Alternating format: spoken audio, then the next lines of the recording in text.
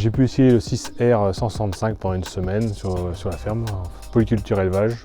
J'ai utilisé le tracteur pour le travail du sol avec un Vibroflex 5,50 m.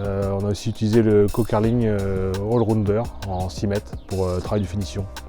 Avec la masse de 1 tonne 150, le tracteur paraît équilibré. Il patine pas, il a une bonne traction. Sur route, même route un peu dégradée, le confort en cabine est très satisfaisant. Les suspensions de pont avant et suspensions de cabine sont très efficaces, on ne sent rien dans la cabine. Le tracteur est équipé d'une variation continue, donc quand ça tire un petit peu, il régule tout seul la vitesse. Il régule le moteur, il régule le régime de prise de force. On peut régler aussi facilement la vitesse avec la commande Pro, qui est très progressive. Le tracteur à niveau hydraulique est bien équipé, il y a un distributeur, avec la manette de décompression pour enlever le circuit hydraulique sans mettre neutre en cabine. Il manque des boutons hydrauliques sur les ailes pour le troisième point s'il vient hydraulique. Ce modèle est équipé de phares LED et il y en a un peu partout, donc il est très bien équipé.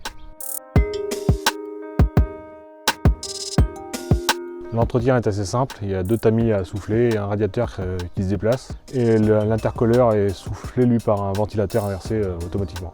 Par contre l'accès au filtre à air lui est moins pratique, il est perché au-dessus de l'intercooleur, donc il faut faire un petit peu d'escalade. Les 2 filtres à gasoil sont accessibles, par contre pour le filtre à huile il faut démonter un panneau latéral.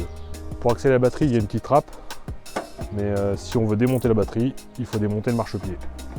Et il y a une autre petite trappe ici pour le bord de plus de la batterie.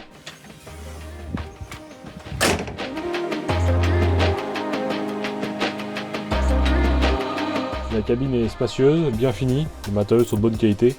Côté insonorisation, on aurait pu faire un petit peu mieux. À 1800 tours, on entend un petit peu le moteur. Malgré le long capot du John Deere, la visibilité reste très bonne. On voit très bien devant, derrière, sur les côtés, il n'y a aucun souci. Il y a pas mal d'espace de rangement, il y a même 3 porte-gobelets, mais le compartiment refroidi est en option. Les commandes de la coudoir sont intuitives, on ne se pose pas de questions, on trouve tout de suite ce qu'on cherche. Tout tombe sous la main. Le commande Pro est personnalisable, on peut attribuer n'importe quelle fonction sur quasiment n'importe quelle touche. Il est très simple d'utilisation. Plusieurs fonctions, l'avancement tout simplement si on pousse, avec un cran pour la vitesse cible. Il y a une vitesse d'approche si on rapproche le commande Pro vers nous et il est beaucoup plus sensible pour s'approcher pour les bennes, le haltelage.